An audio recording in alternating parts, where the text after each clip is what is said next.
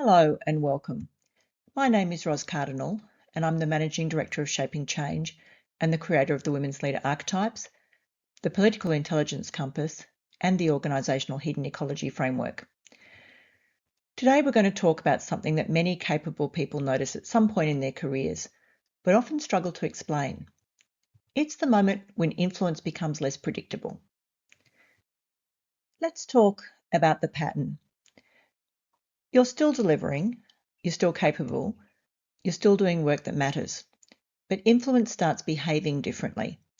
Some ideas land immediately, others, even good ones, seem to drift past without traction.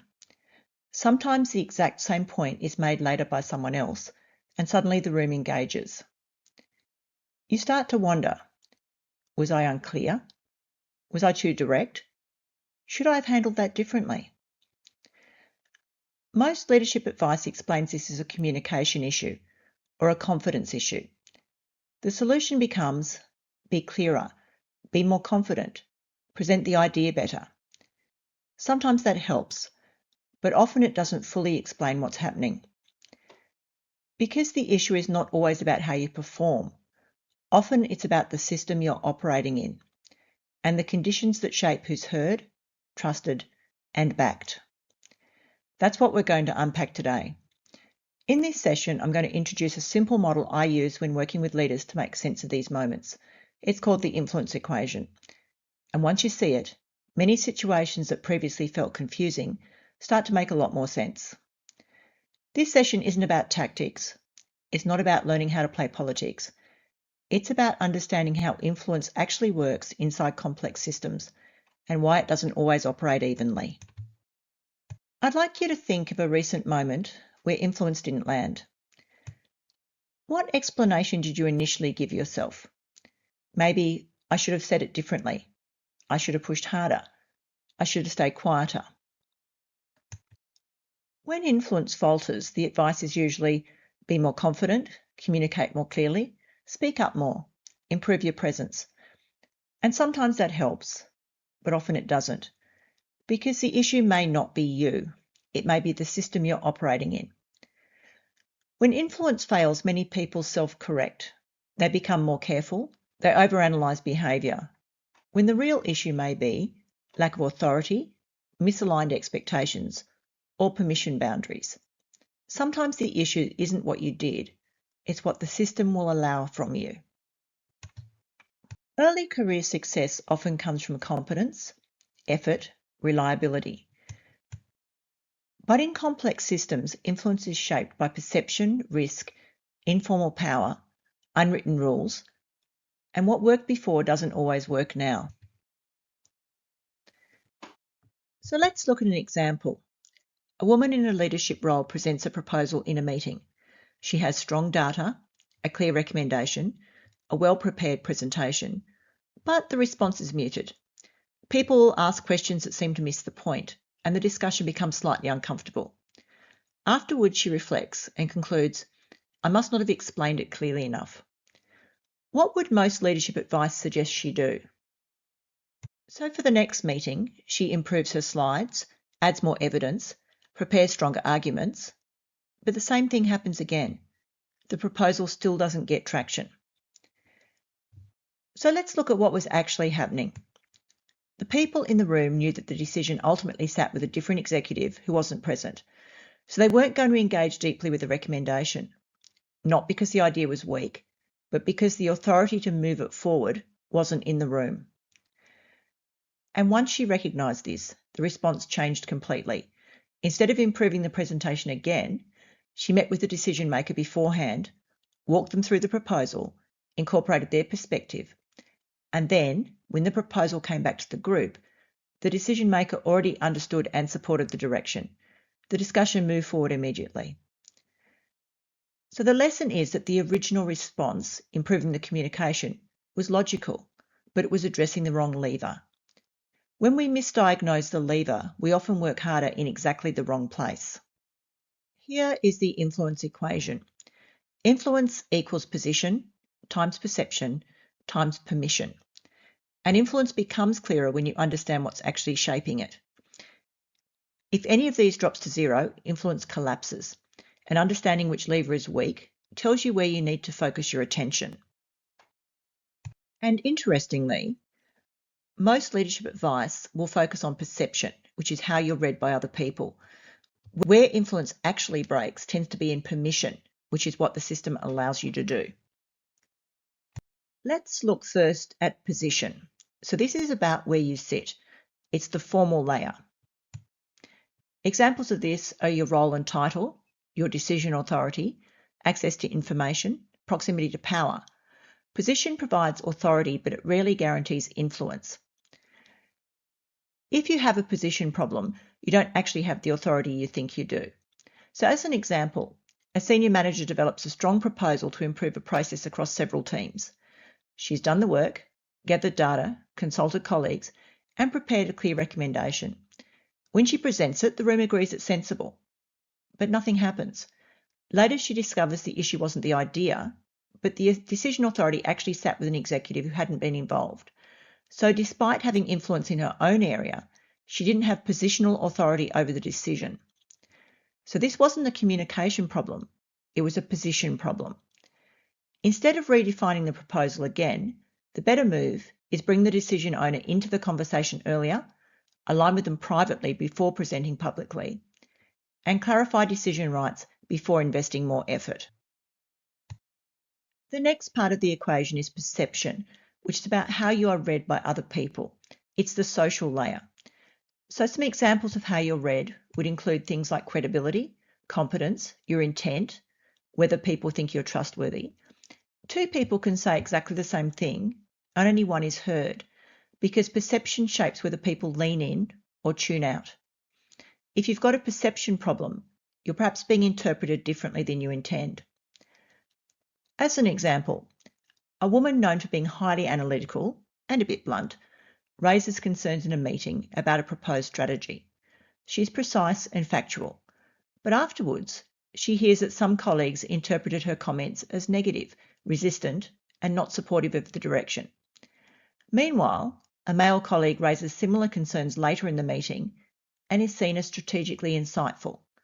The issue wasn't the content, it was how the person was interpreted. This is a perception problem.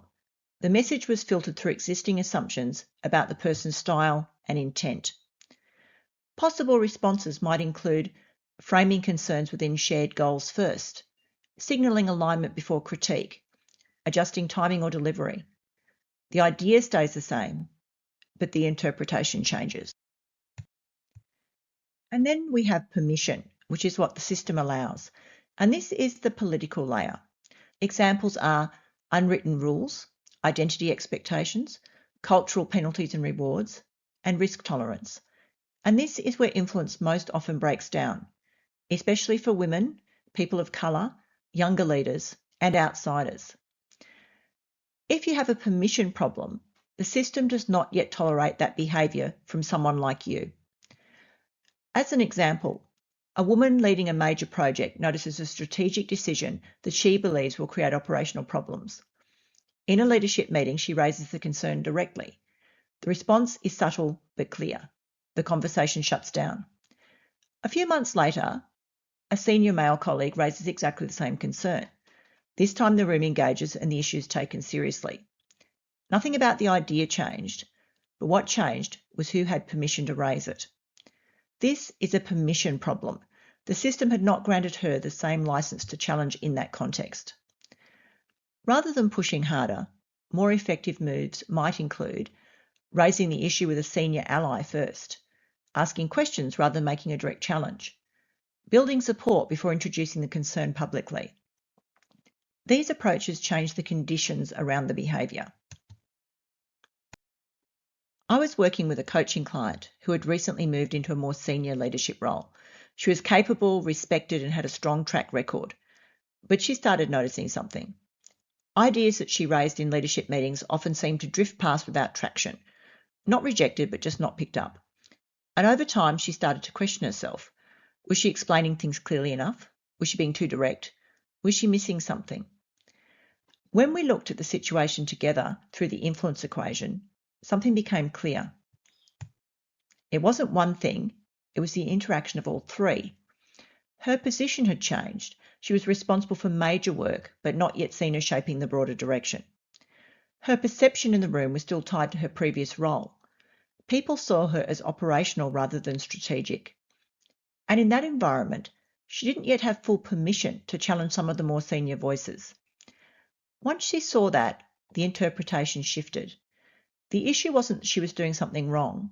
It was that the conditions around her influence were still evolving. Instead of trying to perform better in the same conditions, she adjusted the environment. She started briefing key leaders before the meetings, framing her ideas as strategic questions, building alignment before she raised issues publicly. And gradually, something changed. The same ideas started gaining traction, not because her ideas improved, but because the conditions around them had shifted. When influence stalls, most of us assume it's a personal performance issue, but it's often actually a systems issue. Position, perception, permission. When you understand which lever is in play, you stop trying to fix yourself and start responding strategically to the system. So when your influence fails, instead of personalising it, diagnose it. Ask, is this a position problem? Maybe I don't actually have authority here. Is this a perception problem? Am I being misread? Is this a permission problem? Someone like me isn't meant to do this yet. Each requires a different response. Many people respond to influence problems by becoming more careful, modifying behaviour, and trying harder to get it right. But sometimes the issue isn't behaviour, it's the conditions surrounding it, and misdiagnosis leads to unnecessary self-correction. When influence fails, ask 3 questions. Firstly, is this a position problem? So maybe you don't actually have authority, the decision sits elsewhere, or the mandate is unclear. And some possible responses are to clarify the scope, build your alliances, and anchor to authority. Attach the proposal to strategy, organisational priorities, external evidence, or regulatory expectations. For example, our sector is moving strongly in this direction. The second question, is this a perception problem? For example, maybe your credibility is questioned. Maybe your message is misinterpreted. Maybe your timing is just wrong. And what you can do is to adjust your signalling, maybe shift the messenger, perhaps invite a respected colleague to introduce the idea, or ask somebody with positional authority to raise the issue, and maybe change the framing. Or is it a permission problem? Maybe the behaviour is seen as inappropriate for you. Maybe risk tolerance differs. Maybe informal boundaries exist. When you hit a permission boundary, pushing harder rarely works. Changing the conditions often does. You can borrow power. You can borrow legitimacy or authority from someone who already has permission in that space. This works because systems often respond differently depending on who the behaviour is attached to. So you might reference a senior sponsor, frame the idea as building on leadership priorities. You may say, this aligns closely with the direction Sarah has been encouraging us to explore. You can create cover. You can reduce the perceived risk of your action so the system can tolerate it. Permission often breaks because the behaviour feels risky to others, not because it's wrong. Creating cover makes the action safer for the system. You could frame it as exploration. Instead of pushing a conclusion, can we explore a slightly different way of approaching this? This lowers resistance. You can share responsibility, spread ownership across the group. For example, several teams have been noticing this pattern. We've been discussing whether this might be worth revisiting. And use curiosity rather than challenge. Questions create less threat than direct opposition. So for example, can I test an alternative perspective? Introduce your idea early because permission expands gradually. Instead of presenting a fully formed challenge, start with signals. Something I'm noticing is, I'm curious about. It's worthwhile doing some reflection around this. Think about which lever you tend to overuse, because many people default to overworking perception and over-modifying their behaviour when the issue may actually be permission or position. Influence improves when you stop asking, how do I perform better? And start asking, what's actually happening in this system? Clarity changes how you interpret resistance, choose your response, and expand your influence over time. Influence isn't about trying harder. It's about understanding the system well enough to work with it. When influence stalls, ask position, perception, or permission. Diagnose first, then decide what to do next. Go back to your moment when your influence didn't land the way you expected. Looking at it now, which lever do you think was in play? Position, perception, or permission, or maybe a combination? When your influence stalls, which lever do you tend to naturally work on first? And where in your current environment might this model help you interpret a situation differently? And remember, influence isn't about trying harder. It's about understanding the system well enough to act strategically within it.